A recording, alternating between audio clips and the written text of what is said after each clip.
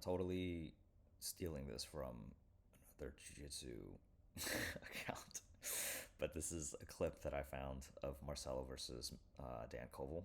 I can't find that much competition footage of Dan, but he is an absolute freak with close guard, and I've modeled my entire close guard game after his instructional on. I only train no gi, so the no gi close guard that he has on Grappler's Guide. And the main concepts are to just basically always flank, because when you have somebody in between your legs and you have a full lock, they can't escape, right? You control their hips and they theoretically don't control your hips. So you just get a massive advantage.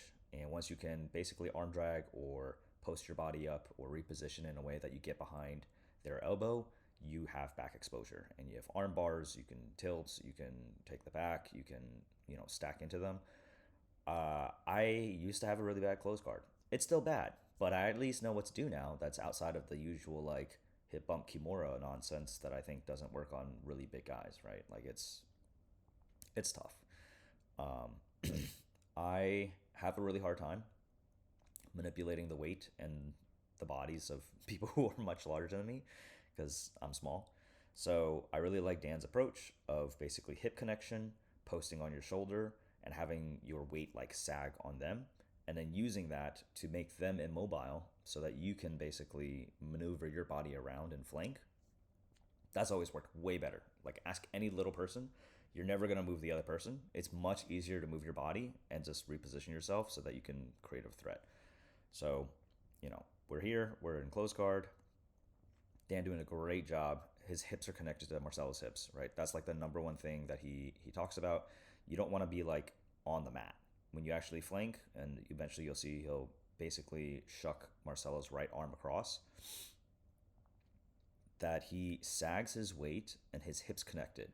He does a lot of weird bridging motions that you might not be used to, but like even here, right? Like his hips are not on the floor; they're sitting on Marcelo's lap, and this arm post is trying to frame Dan away, but honestly, he's going to get the flank on this, right? So the grips, obviously, this is also dated. This is like 9 years old, so some of the things are probably updated by now, but this angle is so good. Like his hips have basically beat Marcelo's elbow line, right?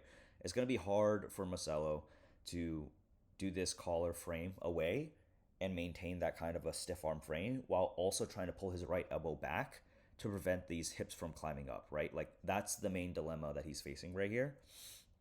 Is either he frames Dan's upper body away, which prevents his chest from connecting to Marcelo's chest. A lot of people do that, right? You just basically backpack on the guy and break their posture down that way. And to prevent that, he's doing the stiff arm frame. But to do that, you have to lock your elbow out, right? He can't punch his elbow into this corner to stop Dan's hips from basically climbing up his back. So it's hard, and he basically tries to base up, but arm is weak when it's bent. And to put Marcelo in this kind of position is kind of scary. I've heard urban rumors of Dan Covel, basically of the idea that once he gets close guard on you, it's 100% submission rate. That like there's very renowned black belts who have once they get into Dan's close guard, they're like, fuck, it's over. Like I've never escaped this thing before. So I think he's an absolute freak at close guard. I think it's really underrated. I wish there was more footage for me to study, but his instructionals are very robust. Highly recommend them. And we can see he actually gets a tap on Marcelo. And obviously everyone's going to say, well, Marcelo's just working. He's not really tapped. I don't know. It's hard to tell. It's hard to tell if you actually tap the guy or not. Anyways, yeah, Dan doing a great job, blading his body, weight on the right hip, his right hand grabbing and controlling the leg, right? If you are in no-gi, you would punch an underhook here to prevent this knee. You don't want this knee to connect to the mat because then you could start ripping the person defending can rip their elbow out, right? Marcelo could start getting out. Obviously, Marcelo's going to do some funky stuff here. If you've ever rolled with Marcelo, it's the freakiest hips in the world. Like the strongest. He feels like 50 pounds heavier than he actually is. It's insane. So, he's going to do some weird stuff that normal people can't. But that's just because he's the fucking man, right? So Dan still fighting for the angle, trying to control the leg. He kind of pops it over when he needs to. Otherwise, I think he's trying to grip break. But but you'll see him toggle back and forth between the two. And Marcelo obviously is just trying to pull his elbow out and base up and get his hips up, and his hips actually do rise up in the air. Also, this, I don't play gi, but this is interesting, right? In the gi, I guess you can grab the back of this to basically lock up and reinforce this. Never seen that before, but you know, maybe it's just my bias of not putting on pajamas for, I don't know, 4 years. Right? This is not normal athleticism. To be able to just to swing up like this is very Marcelo, to just have insanely strong hips. And Dan being forced to basically have the stiff arm frame and give up his attack on breaking the grips. Crazy. I think he eventually does get arm separation, and he does get a tap. So that is pretty crazy to see. Yep, there it is, right? Snatches it. Crazy. So key concepts for close guard, right? The reason why it's so dangerous is because they are between your legs. All submissions from the bottom, they have to be between your legs, right? Think about it.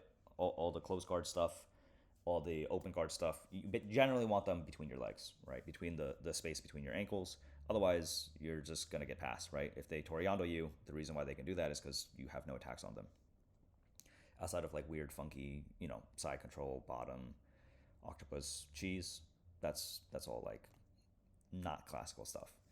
But close guard, very good guard. I think underrated. Very hard to get working, but I think instead of thinking of hip bumps and guillotines and, I mean, triangles are still very legit. I just have very short, stubby legs, so I can't really do it that well. But, damn, Marcelo the man. Yeah, flanking. Flanking has worked tremendously for me. You just connect your body onto them, and you sag onto them. You post up on your shoulder like Dan did, and it's very powerful. It makes me feel like I'm connected to them. I can slow down the pace of the actual match. We can watch this one more time, I think, for this specific section, right? Here, just really want to emphasize, like, see his hips are on the mat, and then he rises up. This is so annoying to deal with. When someone's climbing on you, very annoying to deal with. I think it's just such a good answer for when the person is larger than you or stronger than you. Obviously, Dan not a small guy, but I think it's a very legit system. You flank, it's the exact same thing as striking, right? Like, why would you not want to take an angle on the guy and attack that way? Like, this is already, like, technically close guard, but it's just so different. And, like, I guarantee you, if you're in Marcelo's position, you're going to feel like, oh shit, I'm in danger. Like, I need to face this guy. I need to get him back on the mat. And you just slowly climb up and lock it up. And a nice thing about here that you can't see because the video cuts off, but his hips, as his hips rise, Dan is putting all his weight in his right shoulder. And I think that's a very pivotal move in jiu-jitsu that a lot of people just never learned to do, is how to, like, shoulder post, like in the same ways that you would do like a butterfly sweep, or honestly any of the bolos and inversions. You should not be on your neck. I think that's absolutely insane that people do that, or you just spin and just like smash the discs in your neck. You should really be posted on a shoulder, right? You basically are tripoded up on your shoulder. Lachlan talks about this. Mikey talks about this. I think it's a really strong position that is just not emphasized, but I would recommend practicing that.